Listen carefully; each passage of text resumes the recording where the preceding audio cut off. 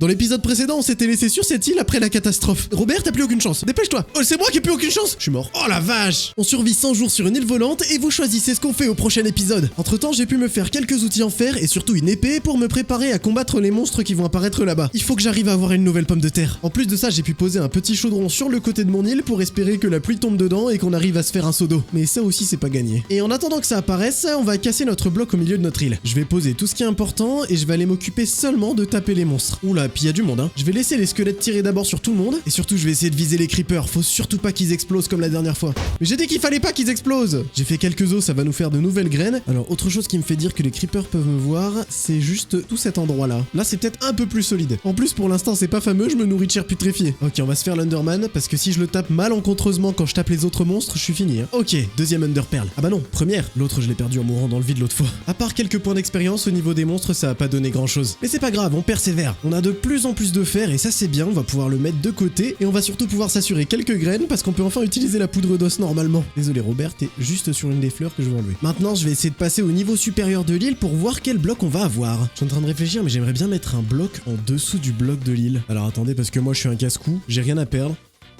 Non, j'ai juste refermé, non. C'est pas grave, on recommence.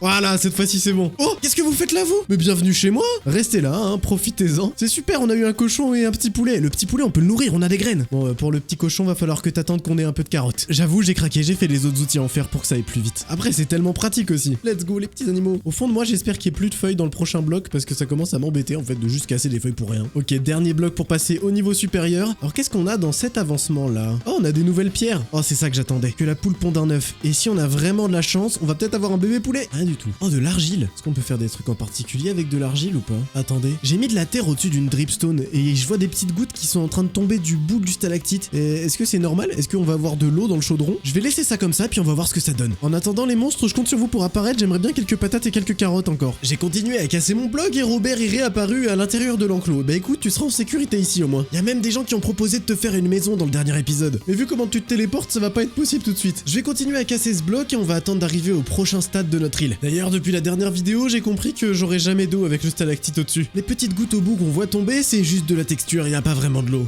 Oh, il pleut, c'est parfait, faut que le chaudron se remplisse. Je suis passé au niveau suivant de mon île. Ouh, j'ai des nouveaux minerais genre de l'émeraude. Oh, mes premiers diamants, let's go. Robert, je vais me faire un petit kiff, je vais t'acheter ton bloc de terre. Ça m'a pas servi à grand chose, mais j'ai un bloc de terre de Robert. Je vais continuer à miner histoire d'avoir peut-être un peu plus de diamants et d'émeraudes. Oh, ça veut dire qu'on va avoir des super outils. Dans les commentaires, tu peux me dire ce que tu voudrais qu'on fasse pour le prochain épisode. Je vais rester un petit peu à côté du chaudron pour espérer avoir un peu d'eau. Robert, tu sers un peu à rien, mais c'est pas grave, on t'aime bien. Et je compte sur vous pour avoir de bonnes idées. Sur ce, brossez-vous les dents, c'est important, et je vous dis à demain.